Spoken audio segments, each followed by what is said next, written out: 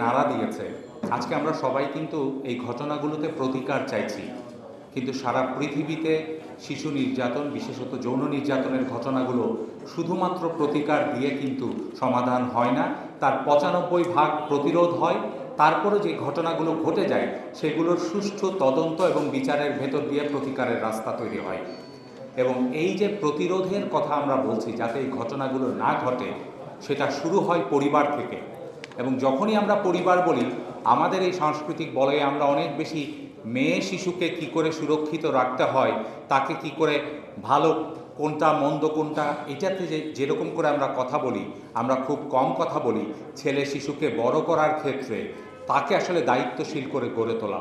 কাজেই এখানে প্রতিরোধের প্রথম পর্যায়টা হচ্ছে পরিবারকে জানতে হবে আমার ছেলে শিশুকে কি করে নারী, যে কোনো বয়সী নারীর প্রতি দায়িত্বশীল আচরণ শেখানো।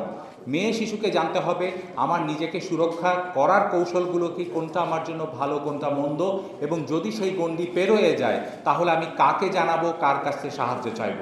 এর পাশাপাশি যেটি বারবার আমরা এখানে বলছি, আমাদের অনেক প্রচেষ্টা রয়েছে, বিভিন্ন সরকারের আমলে বিভিন্ন সরকারি বেসরকারি উদ্যোগগুলো রয়েছে, কিন্তু যে দেশের 40%-এরও বেশি জনগোষ্ঠী একটি নির্দিষ্ট বয়সসীমায়, তাদের যাবতীয় কার্যক্রমগুলোকে এক জায়গা থেকে সমন্বয় করার জন্য একটি পৃথক অধিদপ্তর গঠনের প্রক্রিয়াটি দীর্ঘদিন ধরে ঝুলে আছে। আপনি যদি উপজেলা পর্যায়ে যান, আপনি যে কোনো ঘটনার জন্য আপনাকে দৌড়াতে হবে নানা অফিসে। ফলে যেই মন্ত্রণালয়, প্রত্যেক মন্ত্রণালয়ের একটি শাখা, অ্যাডমিনিস্ট্রেটিভ লাইন উপজেলা পর্যন্ত বিস্তৃত রয়েছে।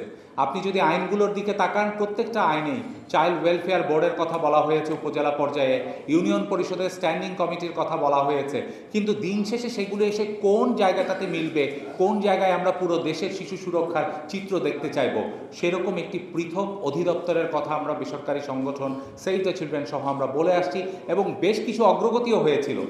মহিলা ও শিশু বিষয়ক মন্ত্রণালয়, এটিকে নারী ও শিশু বিষয়ক মন্ত্রণালয় হিসেবে আমরা দেখতে চাই। তার দেখুন একটি শাখা রয়েছে মহিলা বিষয়ক অধিদপ্তর, তার জেলা পর্যায়ে কার্যক্রম রয়েছে, উপজেলা পর্যায়ে কার্যক্রম রয়েছে, জবাবদিহিতা রয়েছে, বাজেট রয়েছে, কর্মসূচি রয়েছে। প্রকারান্তরে আপনি যদি অন্য ভাগটা দেখেন, নারী ও শিশু বিষয়ক মন্ত্রণালয় শিশু বিষয়ক কিছুই নেই, অধিদপ্তর নেই। জেলা পর্যায়ে শিশু একাডেমি রয়েছে, যার সুনির্দিষ্ট আইনের ভেতর দিয়ে কার্যক্রমটি হচ্ছে শুধুমাত্র ললিত কলা এইগুলো চর্চা করার। কাজে আমরা আরও একবার সেটি জানাচ্ছি, এবং আমরা মনে করি যে আজকের এই আয়োজন থেকে আমরা সম্মিলিতভাবে মনে করি যে আমাদের আরও বেশি পরিকল্পিতভাবে প্রতিরোধে গুরুত্ব দেওয়া উচিত।